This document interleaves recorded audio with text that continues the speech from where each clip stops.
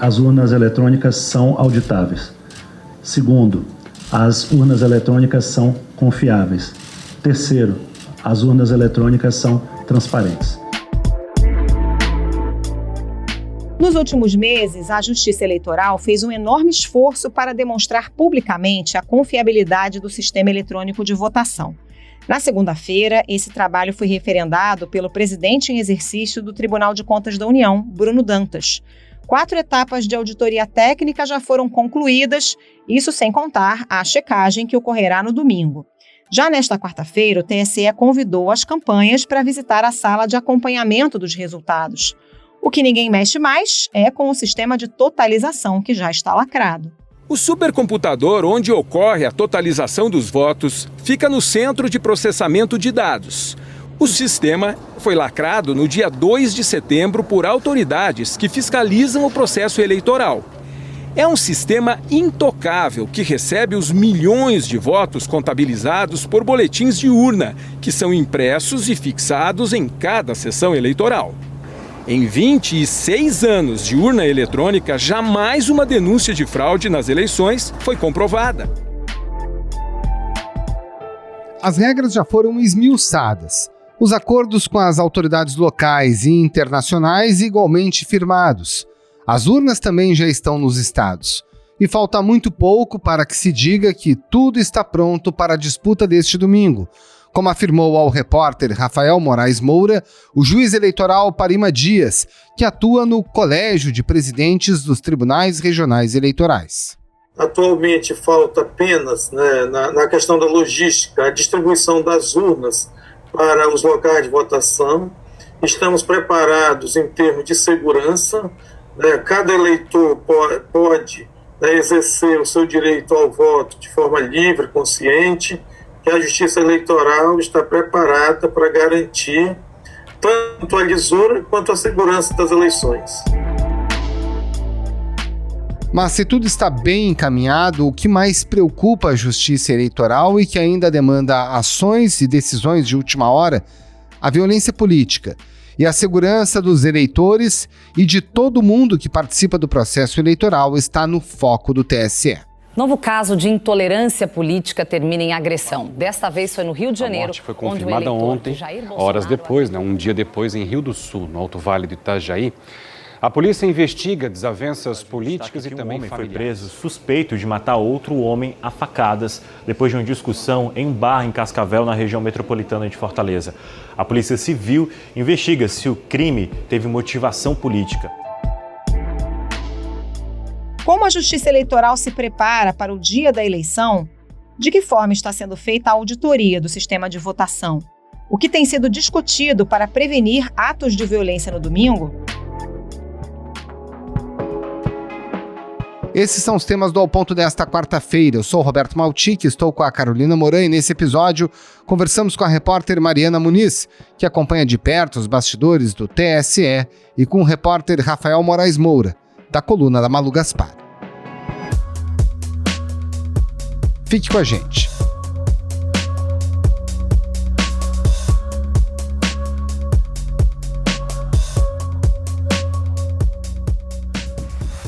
Mariana Muniz, conta pra gente, essa altura do campeonato ainda tem algo em planejamento ou agora a gente já está na fase de executar o que tem sido planejado há muito tempo? Segurança de urnas, acompanhamento da totalização, segurança dos locais de votação, tudo isso já está dado? Por exemplo, as urnas todas já foram despachadas, né? É isso mesmo, essa altura do campeonato não tem mais muito que possa ser feito, nem pelo TSE, nem pelos tribunais regionais eleitorais. As urnas já foram despachadas desde a semana passada, a gente já vê que os tribunais regionais eleitorais estão no processo de lacração dos aparelhos, inserindo as mídias com os dados dos candidatos, as fotos, todo esse procedimento que é feito na Justiça Eleitoral, mas nos tribunais regionais eleitorais. Isso não é feito pelo TSE. Mas esses últimos detalhes, eles vão ser, azeitados até o dia 28, que é quarta-feira, e depois disso, os equipamentos já estão prontos para serem utilizados no dia das eleições. A gente pode dizer que tem com certeza, mais de um ano que o TSE e os tribunais vêm se preparando, agindo também em prol da segurança, né, dos locais de votação.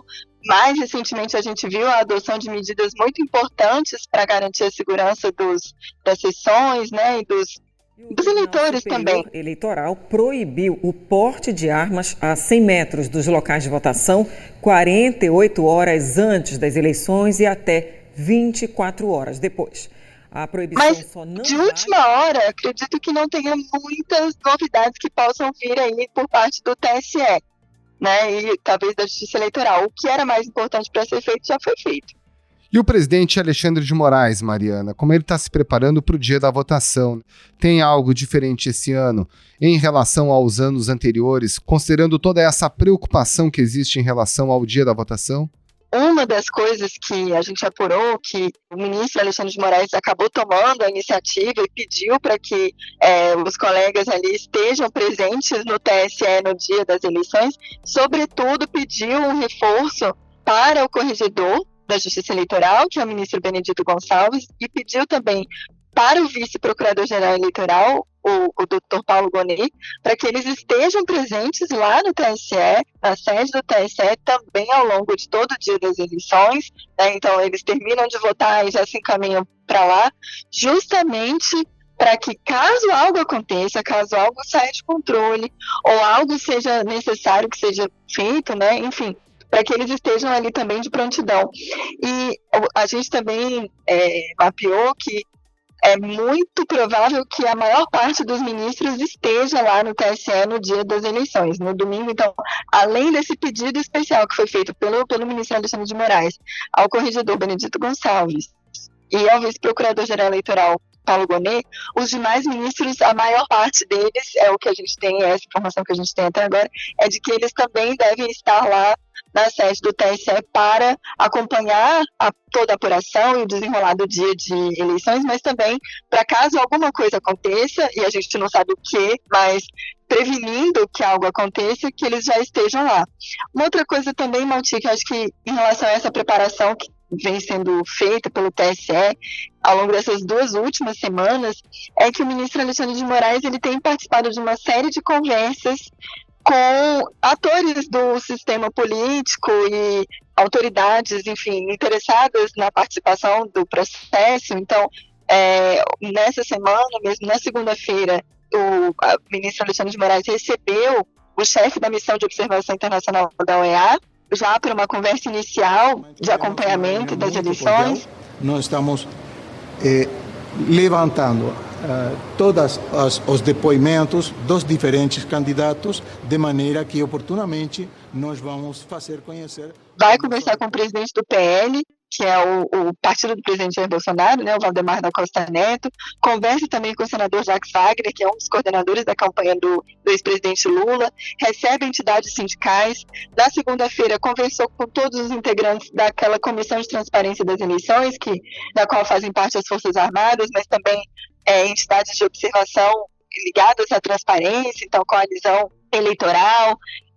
Então a gente vê um esforço grande de abertura de diálogo. Todas essas conversas são conversas institucionais, mas elas têm acontecido também muito no sentido de sentir quais são as preocupações desses entes, né, desses atores políticos, e de passar para essas pessoas, né, como é que o TSE vem trabalhando, passar uma mensagem de tranquilidade, né, de que tudo foi feito, de que as medidas foram adotadas, ouvindo também, claro, mas também muito tranquilizando. Então, acho que nessas 2 últimas semanas o ministro Alexandre de Moraes tomou esse cuidado, né, e chamou essas pessoas para conversar justamente porque entende que a gente está tratando de uma eleição muito especial, né, uma eleição diferente, uma eleição que está, sim, muito conflagrada e que preocupa, que causa preocupação justamente por conta desse ambiente de violência.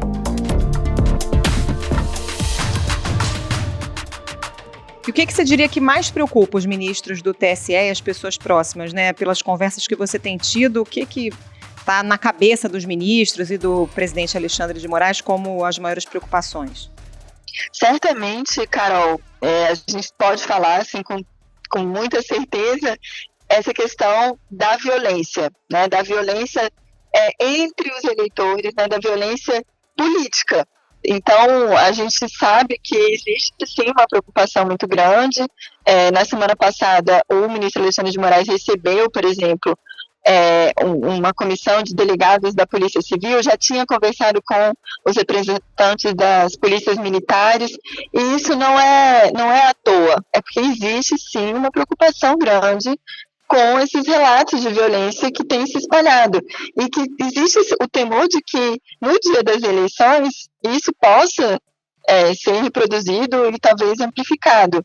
Mas eu diria que essa é a maior preocupação, né, dos ministros, com a integridade do voto das pessoas, dos eleitores que estão indo ali exercer o seu direito, né, de exercer a sua vontade, de que isso não seja suprimido das pessoas, que elas não tenham medo de votar, né, e de que elas indo votar, elas não sejam prejudicadas por isso. Então, acho que tem, né, a gente sabe que no próximo sábado, o ministro Alexandre vai fazer um pronunciamento em rede nacional, como foi feito em outros anos, mas esse pronunciamento também vai ter essa carga.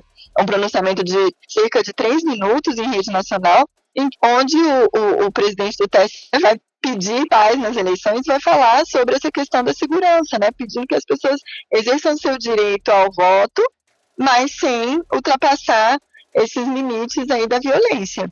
Mariana, certamente um dos temas mais sensíveis da eleição, que inclusive fomenta essa violência, é essa falsa narrativa que foi criada pelo presidente Bolsonaro de uma suposta vulnerabilidade do sistema de votação, no caso, a totalização dos votos e a auditoria do processo.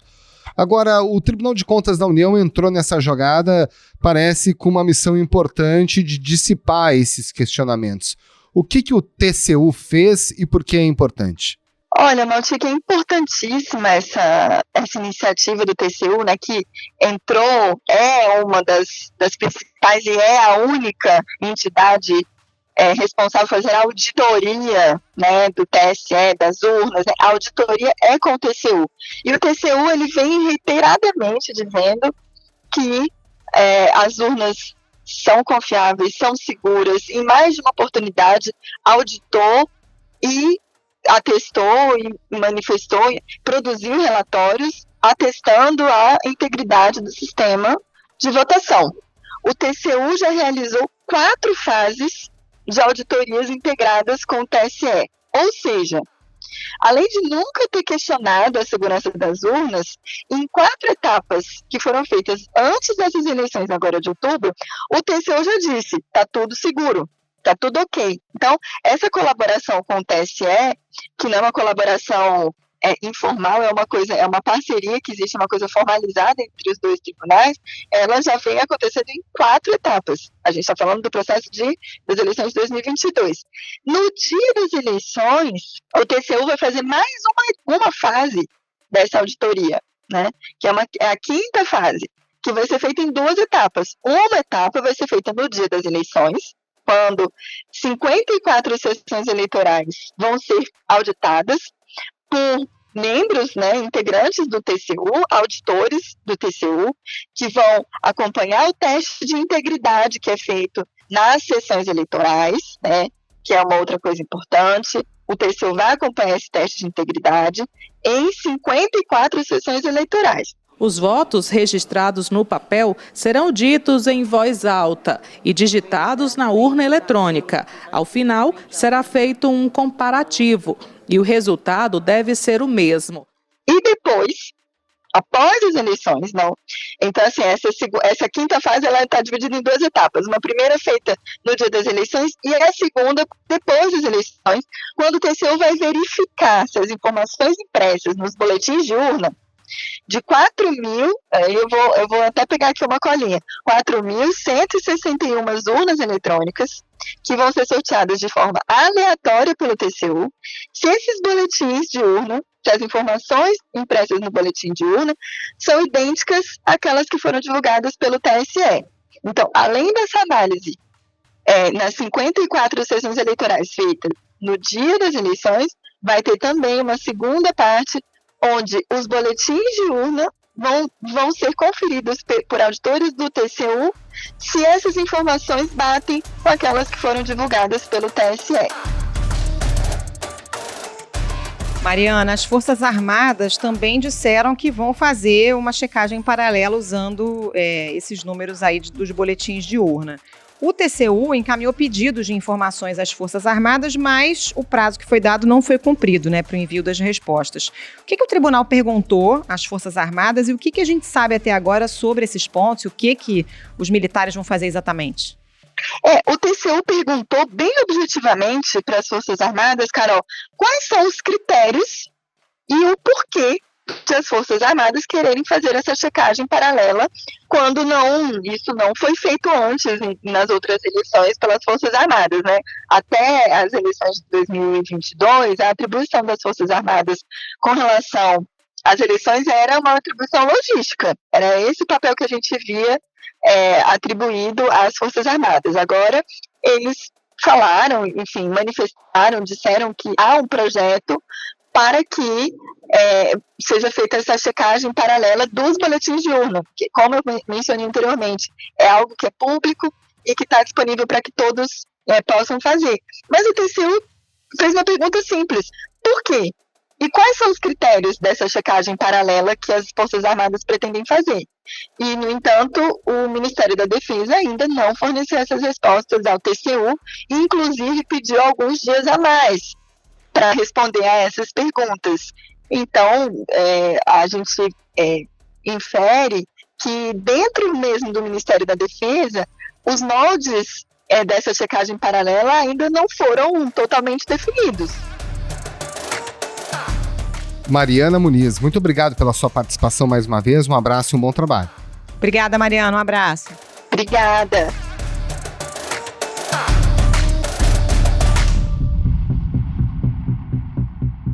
Rafael Moraes Moura, nessa reunião da Comissão de Transparência do Tribunal Superior Eleitoral na segunda-feira, uma série de assuntos importantes para o dia do pleito foram discutidos. E tem um deles sobre o qual eu gostaria de começar a nossa conversa, que diz respeito a uma advertência feita pelo presidente da Corte, o ministro Alexandre de Moraes, e que diz respeito a essa falsa acusação de que o voto não bate com aquele que foi digitado na urna.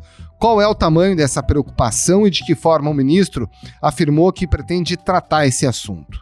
É uma preocupação muito grande, Maltic, até porque a gente teve na eleição de 2018 aqueles vídeos que viralizaram muito no WhatsApp, nas redes sociais, de eleitores supostamente digitando o número do presidente Bolsonaro e não aparecendo o presidente Bolsonaro, ou uma suposta urna que autocompletava o 13. E esses vídeos eram montagens, eles eram fake news para tentar minar a credibilidade da justiça eleitoral. Então, para, digamos assim, esvaziar qualquer ofensiva no sentido de tentar arranhar a imagem da lisura do Tribunal Superior Eleitoral, o TSE, semanas atrás, decidiu, lembra, que você não vai poder entrar com um celular na cabine de votação, vai ter que deixar com o mesário. Então, isso já era uma medida que tinha sido tomada e anunciada pelo Tribunal semanas atrás. O que nós temos de novidade é que na reunião da Comissão de Transparência Eleitoral, que é um grupo que foi criado pelo TSE para aumentar a fiscalização do processo eleitoral, esse assunto também veio à tona. E dessa vez foi o próprio presidente do TSE, o ministro Alexandre de Moraes, que deixou um aviso ali, meio que um puxão de orelha, um alerta para todo mundo.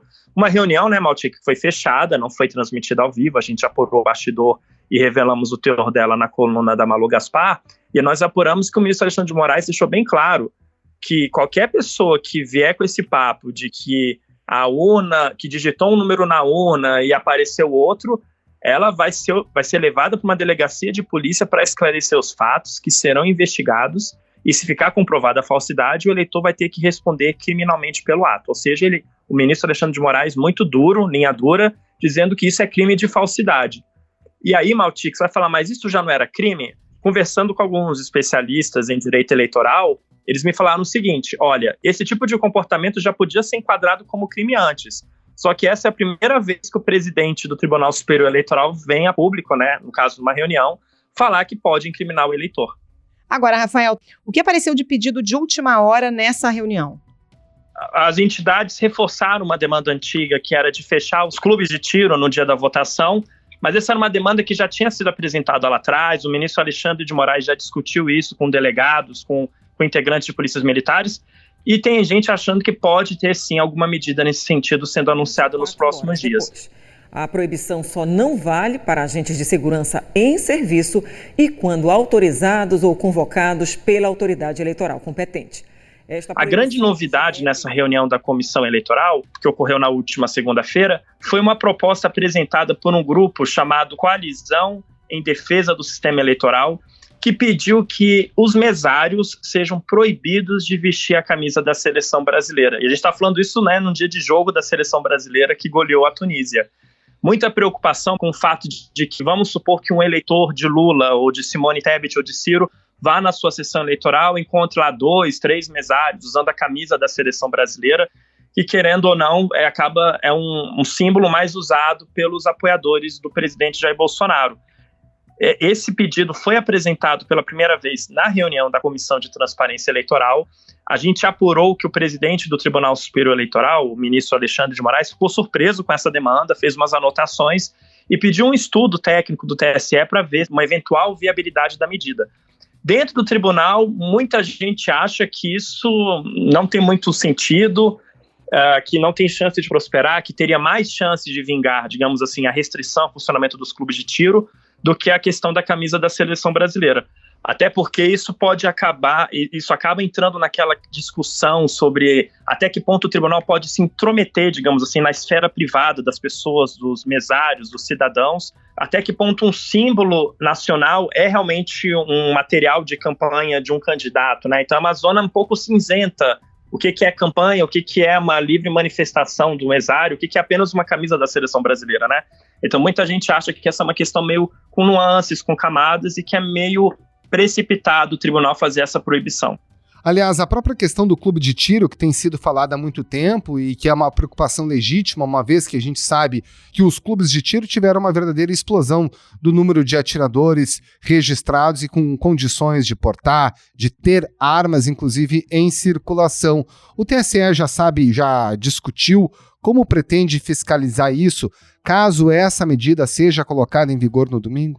Ótima pergunta, Maltic. Durante a reunião da Comissão de Transparência Eleitoral, 3 representantes da sociedade civil pediram a palavra e os 3 foram enfáticos em pedir para o Alexandre de Moraes, para o TSE, para impedir o funcionamento de clubes de tiro, pelo menos no dia da eleição. A Coalizão em Defesa do Sistema Eleitoral vai até além, acha que os clubes não devem funcionar 2 dias antes do pleito, ou seja, a partir de sexta-feira, sexta e sábado, no dia do pleito e até 2 dias depois, segunda e terça-feira, considerando esse ambiente de polarização política, de extremismos que a gente tem visto nas ruas, até nesses casos de violência política que tem assustado o país. Então, os representantes da coalizão, do Pacto pela Democracia, do Instituto Não Aceito Corrupção, foram muito enfáticos sobre isso. Eu conversei com um interlocutor muito próximo do presidente do TSE, Alexandre de Moraes, que falou o seguinte: olha, pode ter uma deliberação sobre isso ainda, tem uma justificativa possível. E esse é o sentimento dentro do TSE, de que pode vir, sim, a ter alguma medida de restrição de clubes de tiro, só que o ministro Alexandre de Moraes ele tem um perfil muito centralizador, muito reservado, então ele ainda não deu uma pista muito clara do que pode sair. Agora a gente tem que ficar atento também, porque temos ações no Supremo Tribunal Federal que tratam da restrição ao porte e à posse de armas. O ministro Edson Fachin já deu liminares, restringindo o alcance de uns decretos que foram editados pelo presidente Jair Bolsonaro. O ministro do Supremo, Edson Fachin, determinou que a posse de armas de fogo somente pode ser autorizada para pessoas que demonstrarem concretamente, por razões profissionais ou pessoais, possuírem efetiva necessidade das armas. Uma aposta nos bastidores aqui de Brasília é que, eventualmente, a gente está olhando para o TSE, mas uma possível decisão contra os clubes de tiro pode também vir lá do Supremo. Então, ficar de olho no Supremo e no olho no TSE. Rafael, para a gente terminar, de que forma as pessoas com quem você conversou e que estavam nessa reunião da Comissão de Transparência expressaram a preocupação com a violência no dia da eleição, hein? Esse foi um dos assuntos tratados. E aí eu queria lembrar que lá em março desse ano, parece que foi uma década atrás, mas 6 meses atrás, o ministro Alexandre de Moraes participou de uma reunião reservada com o presidente do PL, o Valdemar Costa Neto, PL, que é o partido do presidente Jair Bolsonaro. E naquela ocasião, lá em março, o próprio Alexandre de Moraes já estava demonstrando reservadamente preocupação com esse clima de violência, de extremismo e um clima assim de ameaça de morte. Então isso é uma preocupação tamanha do Alexandre de Moraes, que ele criou um núcleo que trata de violência política lá no âmbito do TSE.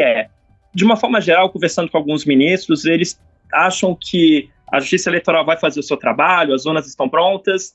Para o primeiro turno, a avaliação de muita gente, olha, as pessoas estão preocupadas em eleger o governador, o senador, tem a campanha do Congresso Nacional, então fica uma atenção um pouco difusa, mas que a campanha presidencial, tendo o segundo turno, aí o risco de violência política fica ainda mais grave. Rafael Moraes Moura, muito obrigada pela participação, bom trabalho para você. Valeu, Rafael, um abraço. Muito obrigado.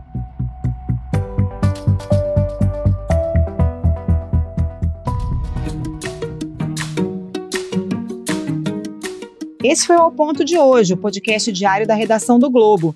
Nessa conversa, a gente conta com a participação de toda a equipe do jornal, as mesmas pessoas que levam até você informação e análise de qualidade todos os dias. Quer saber mais? Assine o Globo. Acesse assineglobo.com.br e confira todas as notícias e reportagens especiais. Nesse episódio, além dos áudios da TV Globo, a gente utilizou áudios da TV Cultura. A produção é da Raquel Pereira e a edição do João Guilherme Lacerda. Tchau. Até mais.